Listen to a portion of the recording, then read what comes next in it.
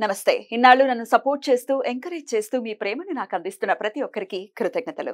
అలాగే ఈ వీడియో కూడా ఖచ్చితంగా మీకు ఉపయోగపడుతుంది. లైక్, షేర్ అండ్ సబ్స్క్రైబ్ చేసి మీ సపోర్ట్‌ని నాకు అందించండి. అలాగే ఈ వీడియో పట్ల మీకున్న అభిప్రాయాన్ని కామెంట్ సెక్షన్‌లో కామెంట్ చేసి తెలియజేయండి. ఇప్పుడు వీడియోని చూద్దాం. నమస్తే. Welcome to our channel. నేను పద్మిని. ప్రస్తుతం మనతో పాటు ప్రముఖ ఆధ్యాత్మికవేత్త, జ్యోతిష పండితులు, అమ్మవారి సేవకులు, దత్త గణపతి ఉపాసకులు మురళీధర శర్మ గారు మనతో పాటు ఉన్నారు. మాట్లాడదాం. నమస్కారం అండి. మహాదేవ శ్రీమాత్రే నమః. ముందుగా మీకు కొంచెం ముందుగానే చెప్తున్నాను, ఉగాది శుభాకాంక్షలు. సంతోషం అమ్మ. క్రోధినామ ముందుగానే చెప్పాలి కనుక ఖచ్చితంగా. ఖచ్చితంగా మనం ముందుగానే వారికి చెప్పుదాము. క్రోధినామ సంవత్సరం ఈ సంవత్సరం పేరు. అంతే. క్రోధి కొంచెం భయానకంగా అనిపిస్తోంది. మరి ఆ నామాన్ని ఏమైనా అది సార్థకం చేసుకుంటుందా? భయపడాల్సిన అవసరం లేదా? భయపడాల్సినటువంటి అవసరం లేదు. చాలా అంటే చాలా అద్భుతంగా ఉన్నది. మొత్తం అన్ని బాగున్నది. అవునా? అన్ని ఎలా బాగుంటాయి? కొన్ని బాగుంటాయి, కొన్ని బాగోవు కదా. బాగా లేవు.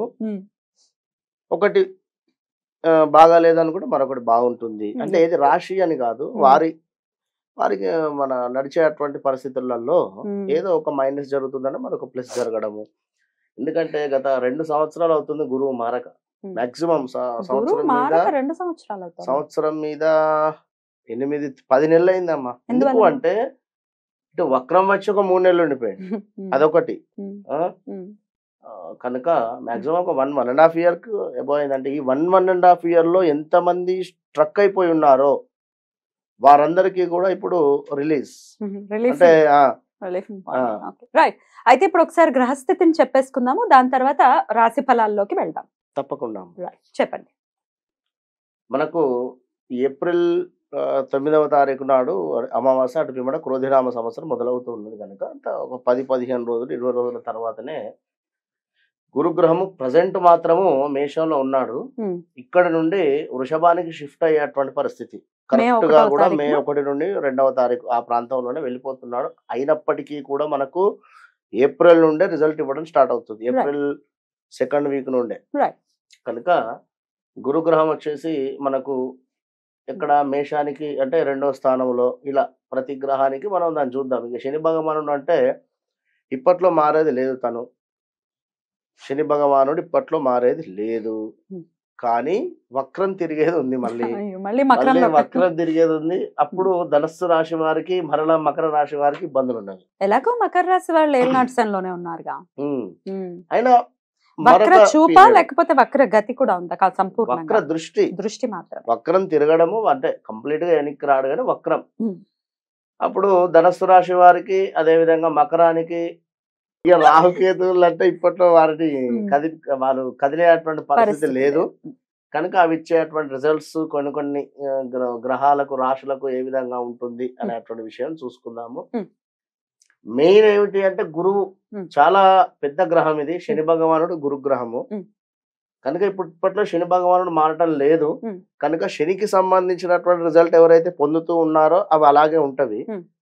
అదనంగా గురువు మూలకంగా వీరికి ప్లస్లు జరిగేటువంటి ఉన్నవి, మైనస్లు జరిగేటువంటి ద్వాదశ రాశులకి కూడా.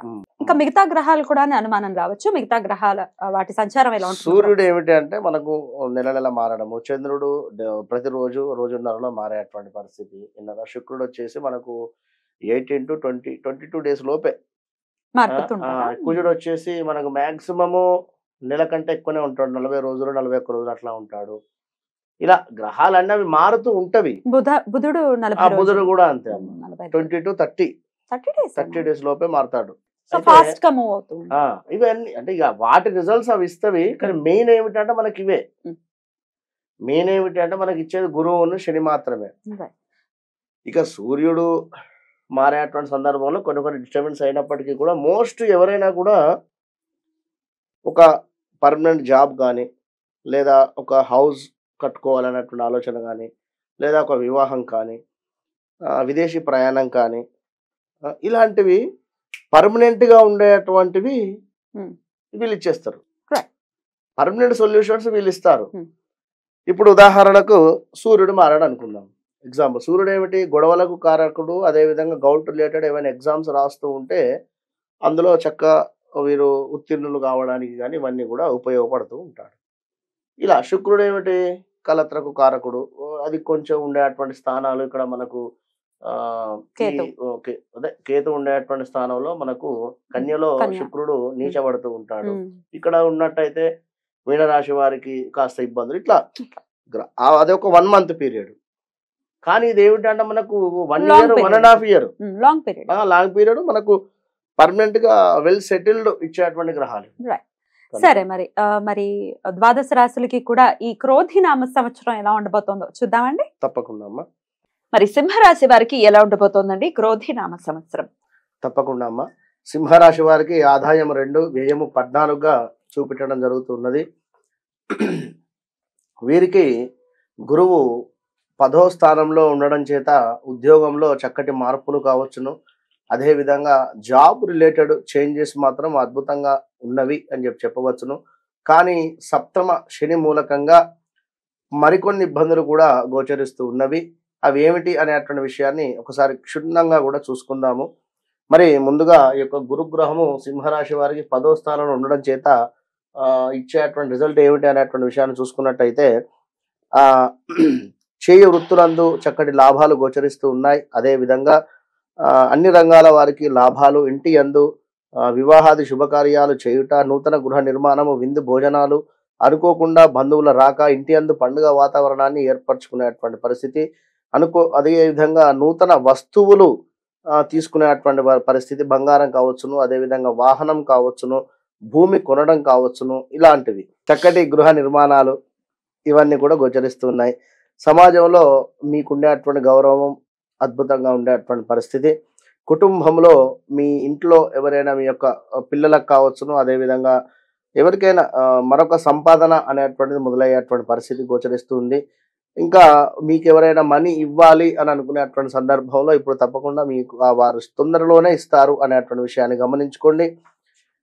విద్యార్థులకు ప్రథమ శ్రేణిలో ఉత్తీర్ణత, మంచి ర్యాంకు, అదేవిధంగా పై చదువులకు విదేశాలకు వెళ్ళడము ఇవన్నీ కూడా గోచరిస్తూ ఉన్నాయి. ఉద్యోగాలు, ప్రమోషన్లు, నూతన పనులు ప్రారంభించుట, అనుకున్న పనులు అన్నీ కూడా విజయవంతంగా పూర్తవడము, ఉద్యోగ మార్పులు, మెడిసిన్, ఇంజనీరింగ్ వాళ్ళకు కొన్ని చిక్కులు మాత్రం గోచరిస్తూ ఉన్నాయి.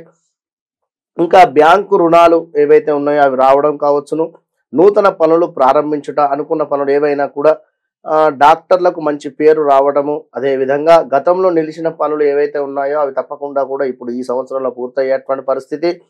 మీకు కావాల్సిన ధనము రావడానికి అనేక మార్గాలు కూడా మీరు ఎన్నుకుంటారు. అన్ని మార్గాలలో కూడా తప్పకుండా మీకు ధనం అనేటువంటిది కలిసి వస్తూనే ఉంటుంది. అందరికీ చక్కటి ఆరోగ్యము, మనస్సునందు చక్కటి సంతోషము, అదేవిధంగా మంచి వారితో స్నేహము చేసేటువంటి పరిస్థితి, మీ గుడ్ విల్ పెరిగేటువంటి పరిస్థితి గోచరిస్తుంది. ప్రయాణాలలో మీరు చేసేటువంటి ప్రయాణాలలో చక్కటి లాభాలు కూడా కనబడుతున్నాయి. మరిక ఈ యొక్క శని భగవానుడు మీకు సప్తమ దృష్టి వలన ఇచ్చేటువంటి, ఇక్కడ మరొకటి ఏమిటి అంటే రియల్ ఎస్టేట్ ఫీల్డ్ ఎవరైతే చేస్తున్నారో సింహరాశి వారు అధికంగా చేస్తారండి. రియల్ ఎస్టేట్ ఫీల్డ్, ఈ రియల్ ఎస్టేట్ రంగంలో ఉండేటువంటి వారికి అద్భుతంగా ఉంది అనేటువంటి విషయాన్ని గమనించుకోండి. శని వలన ఇక్కడ ఏదో ఒక రకమైనటువంటి టెన్షను, అదేవిధంగా ఉద్యోగాలలో కాస్త ఇబ్బందులు, ఉద్యోగులు రోజువారీ ప్రయాణంలో జాగ్రత్త, ఒక 20-30 కిలోమీటర్లు ప్రయాణం చేసేటువంటి సందర్భాలలో కాస్త జాగ్రత్తగా ఉండండి.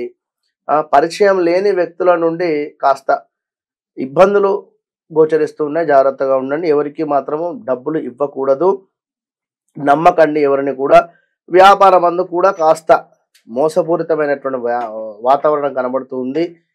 కఠినమైనటువంటి నిర్ణయాలు తీసుకోకండి, కాస్త ఆచితూచి స్టెప్ తీసుకోండి. ఇంకా చూసుకున్నట్టయితే మానసిక చింతన ఏదో రకమైనదైతే గోచరిస్తూ ఉంది. పరిచయం లేని వ్యక్తులను నమ్మరాదు, దురాలోచన, మితిమీరినటువంటి కోపము, సెంటిమెంట్ వస్తువులు ఏవైతే ఉన్నాయో అవి కూడా కాస్త అమ్మేటువంటి పరిస్థితి. మీ మీద ఎక్కువగా కూడా నరదృష్టి మాత్రము కనబడుతుంది. మీరు ఈ విషయాన్ని గమనించుకోండి. చక్కటి రెమెడీస్ మాత్రం చేసుకోండి. నరదృష్టికి సంబంధించినవి చాలా రెమెడీస్ చెప్పి ఉన్నాము మన రెడ్ టీవీ భక్తిలో, కనుక ఏదో ఒకటి చేసుకోండి. ఇంకా ఏ పని చేసినా కూడా బాగా ఆలోచించి చేసుకోండి. శని తర్పణ హోమాదులు మాత్రం 100% చేసుకోండి. మీరు కూడా శని సంబంధిత హోమాల్లో పాల్గొనేటువంటి ప్రయత్నం చేయండి. ఈ యొక్క క్రోధినామ సంవత్సరంలో మన ఆధ్వర్యంలో చక్కగా కూడా శని సంబంధిత, అదేవిధంగా రాహుకేతువు సంబంధిత పూజలు, హోమాలు నెలలో మూడు సార్లు చేసేటువంటి పరిస్థితి కేవలం 2500కు మాత్రమే అనేటువంటి విషయాన్ని గమనించుకోండి.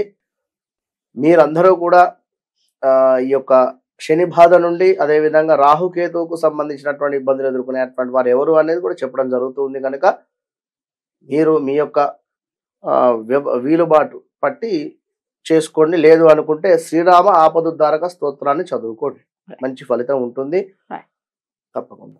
రైట్ అండి, చాలా చక్కగా వివరించారు. డెఫినెట్ గా చెప్పినటువంటి పరిహారాలని పాటించుకుంటూ ఈ క్రోధినామ సంవత్సరం వారికి, సింహరాశి వారికి ప్రశాంతవంతంగా సాగాలి అని మనస్ఫూర్తిగా కోరుకుంటూ ఇక నెక్స్ట్ ఎపిసోడ్ లో కన్యా రాశి గురించి మాట్లాడుకుందాం. నమస్కారం అండి.